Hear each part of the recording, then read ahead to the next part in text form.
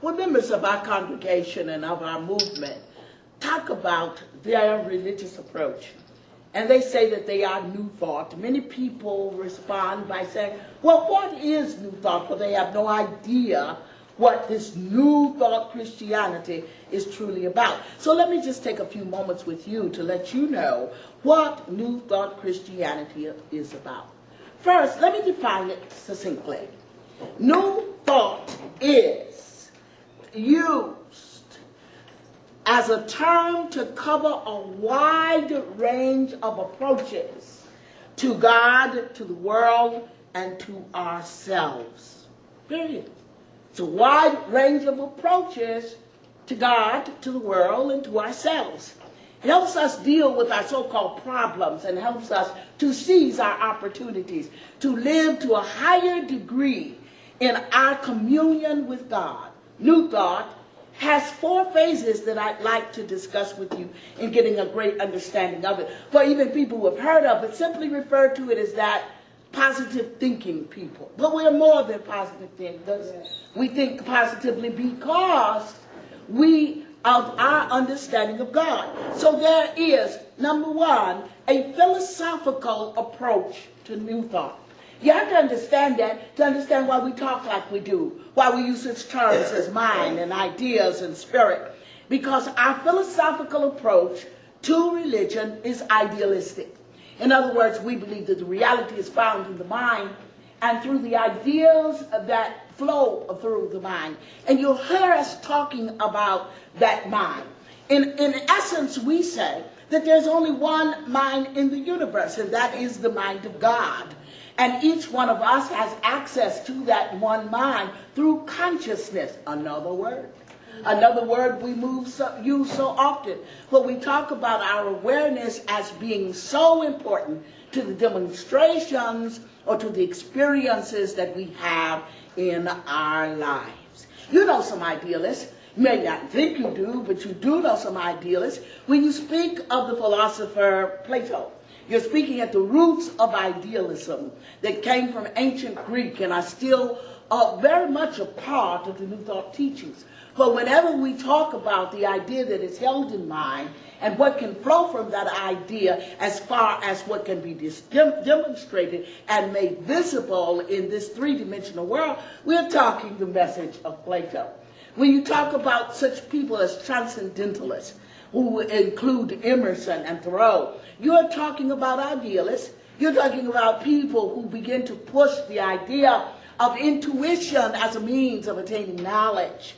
You see, we not only believe that one acquires knowledge through studying outer things, but we believe that there is an intuitive ability within each person that actually talks to them and reveals to them things that are not backed up all of the time by evidence, but nonetheless is really true.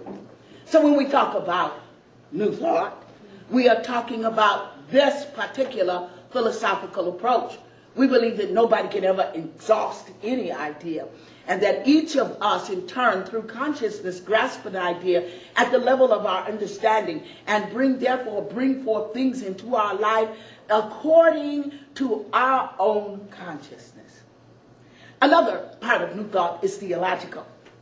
Yes, we're God-talking people. You see, that's all theology means. People say such things as Jesus had no theology, which is crazy. Because Jesus often talked about God. Jesus studied God. Jesus related to God. And anyone who does that is a theologian. Is and has a theology. Jesus would say such things as God is spirit. Yes. And they that worship God must worship God in spirit and in truth. That's theological. You cannot get around it. What Jesus may not have had is what we call in modern times systematic theology. Well, what is the theology of Jesus and subsequently the theology of us, because we look at Jesus as our master teacher? Jesus' theology was mysticism. In other words, Jesus taught a message in which the Father, which he dealt with quite intensely and related to him quite intimately. In fact, he called him Abba, which means daddy. There was a closeness there, for the Father talked to him. Now, he didn't teach us that the Father only talked to him. He showed us how the Father could talk to us. And a mystic is simply one who has direct contact with God and needing no mediator. The Message of New Thought says that you are just as important to God as Jesus was, which is very difficult for a lot of people to understand, that they themselves are precious, that they themselves are anointed by God to be expressions of the divine. What a wonderful way to live, to know that you're not a worm of dust and you're not a poor pilgrim. In fact, there's nothing poor about you at all. You're tremendously prosperous, but you don't know it. When you practice mysticism, you become aware of the depth of your being more than ever before. You are not just a son or daughter of two other people that live someplace else. You are the sons and daughters of God. And this mysticism is practiced particularly in our practice of meditation. You see, meditation takes us beyond what is happening in the mundane world. Meditation allows us to be still, not only bodily, but it allows us to be still in our minds and open to the Spirit as it reveals the wonders of our being that go far beyond what we anticipate about ourselves. So theologically, we are mystics. We are open to the continued progression of truth in our being. Truth didn't stop with Jesus, nor with any founder of any organization. Truth just keeps marching on.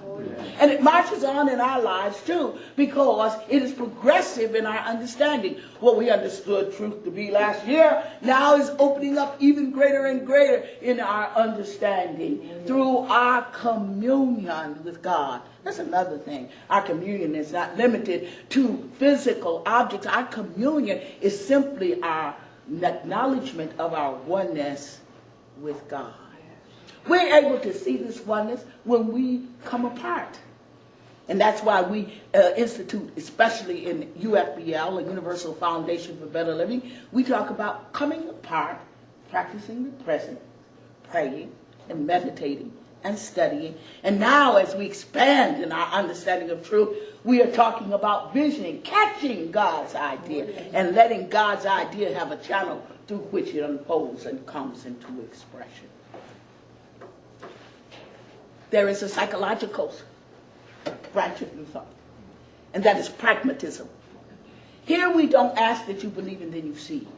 You see, what happens is, in New Thought, is you are only held to believe what you can demonstrate.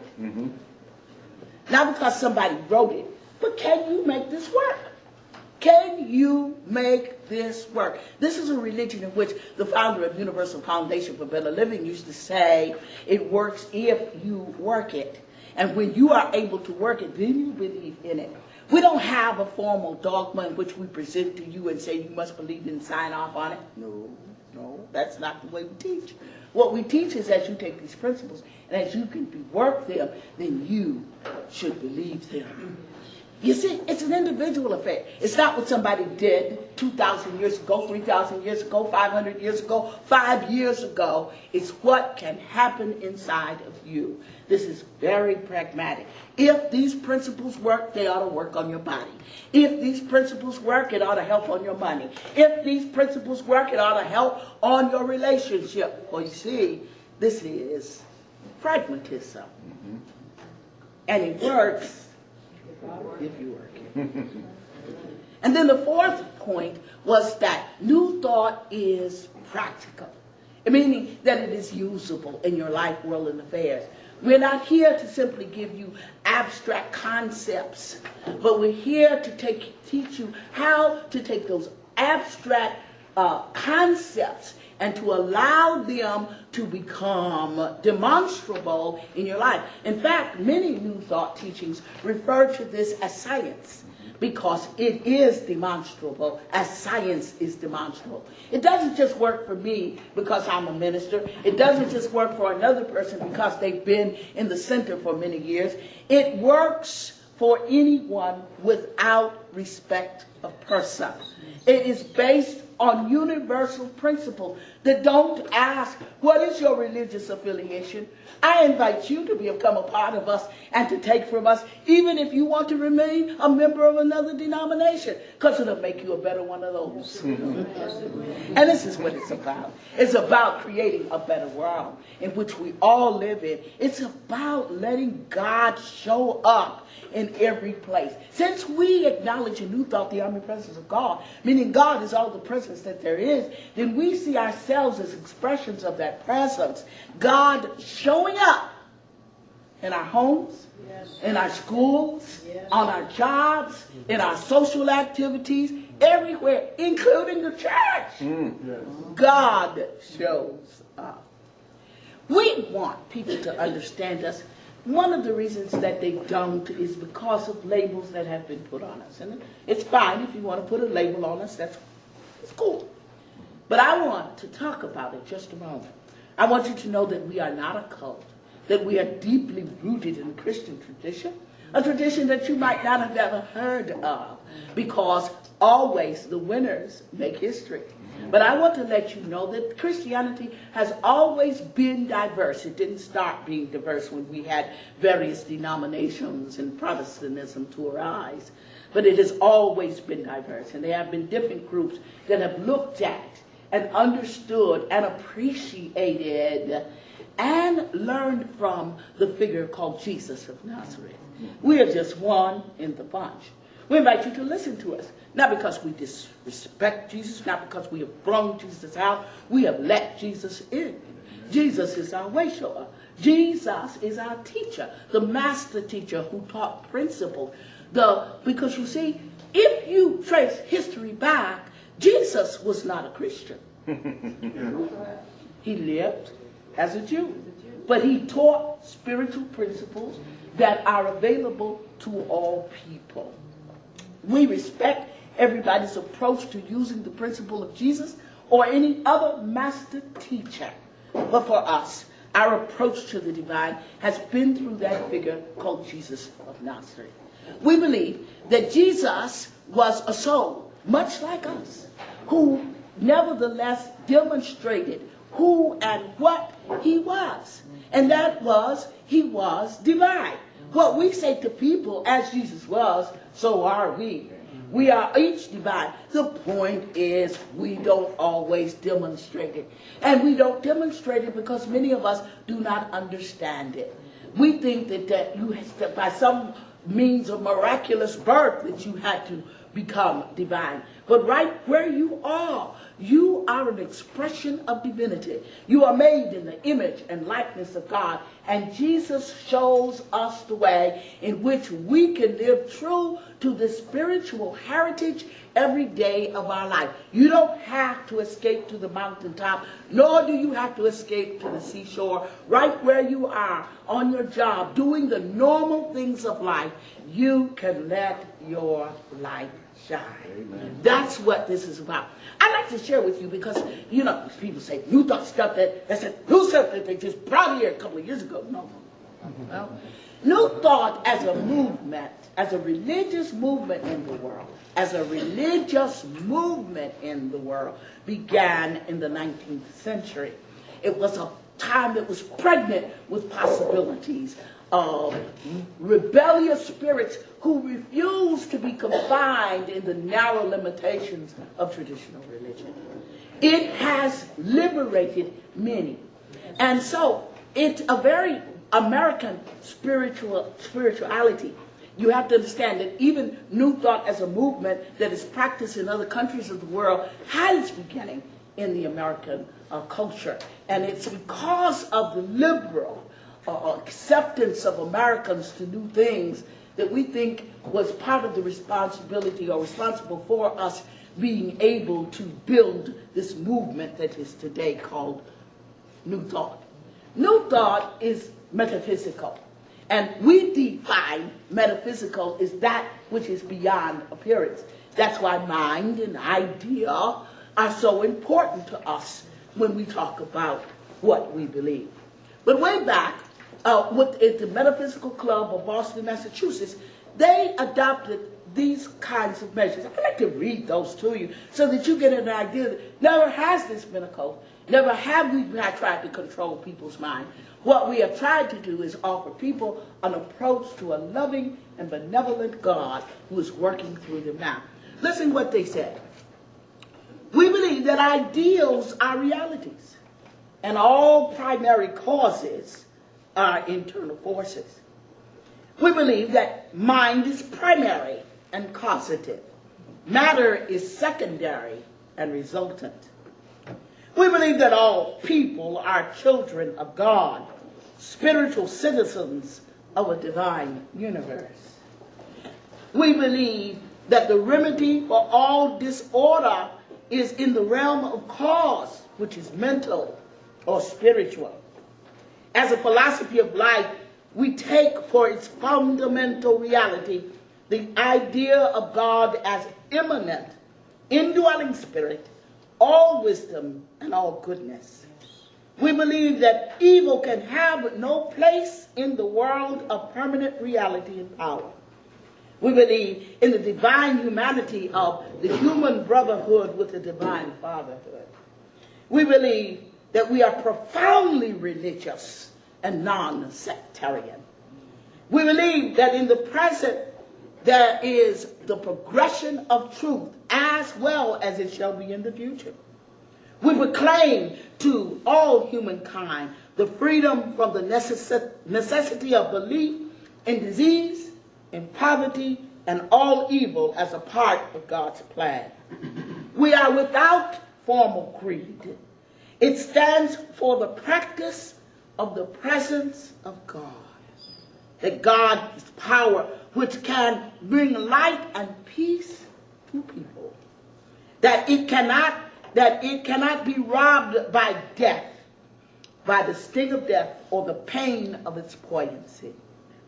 We believe that this truth has the power to erase the terror of disease, crown life with joy and health, abundance, which is the rightful inheritance of every child of God. And I ask you, what's wrong with that? Because New Thought is not a sect or a cult, it never asks for allegiance to creeds, to forms, or to personalities. It stands for the universal kinship of all people, no matter what their race, or their creed, or their color, or their lifestyle. We welcome all people.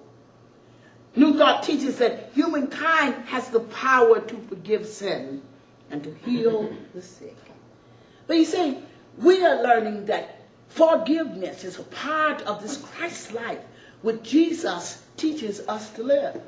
That we are able to release others as being the cause of our problems, to set them free in our minds, and to allow them to go forth in their good, into their light, and into their prosperity.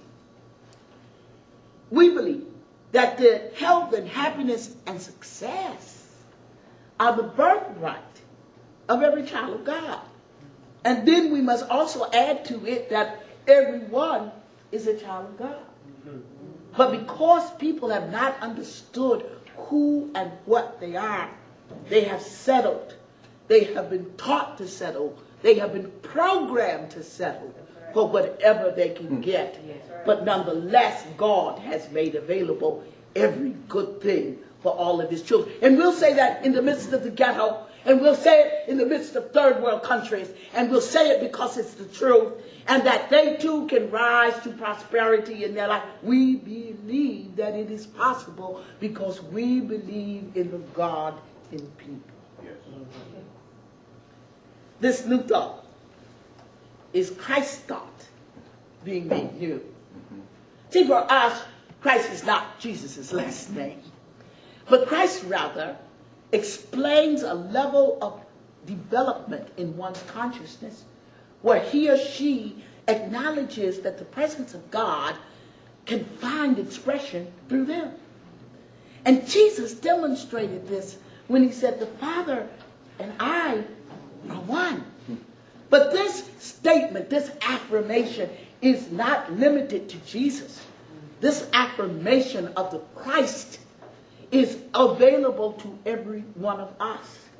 We call people to a higher standard that they may show forth the God within them. See, and that's all that Christ is to us, God in humankind. That is the Christ. Wait a minute. Well, maybe then we could stick that on the back of our names. What a radical thought there, you know. But that's what we believe it is being called for us to do. As I said, we look at New Thought as a science. We look at our minds as laboratories. We look at the principles as that which should be used in order to bring forth the results. We're committed to looking for the good. Hear me. Not trying to find out what's wrong, but looking for the good. For if God is, as Plato said, the good, not God is good, but God is the good, then the good is everywhere. And this good is without opposition, called bad or evil. It's just good. It's the omnipresence and the omnipresence. We are dedicated to releasing the latent possibilities that exist within our hearts and our minds. You see, we call New Thought Christians metaphysicians.